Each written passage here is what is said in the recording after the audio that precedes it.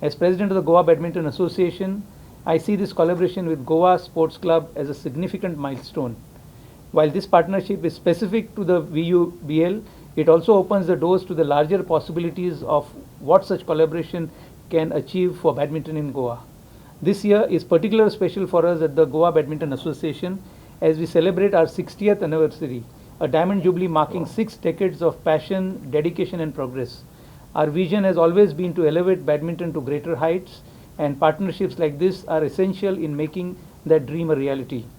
Looking ahead, I extend a heartfelt invitation to Vedanta to consider a more integrated partnership with the Goa Badminton Association. Together we can create structured program for talent development, host high impact tournaments and build infrastructure that propels badminton in Goa to the next level. We very strongly believe that the ability what sports have to channelize the energy of youth and create a character is something which is very, very unique.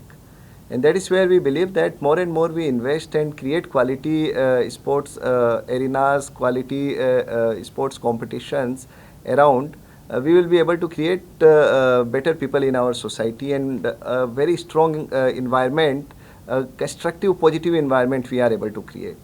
So that is something which excites us, getting more and more into that. We understand in between we had been a bit slow. Of course, the businesses were moving very, very slow, means the mining was at a halt for a good amount of time. But now with the change in policies, auction regime coming in picture, few of the mines becoming active, we believe that we will be able to expand, we will be able to grow, and the business will once again be back in action. So I wish all the best to the entire 166 players, right?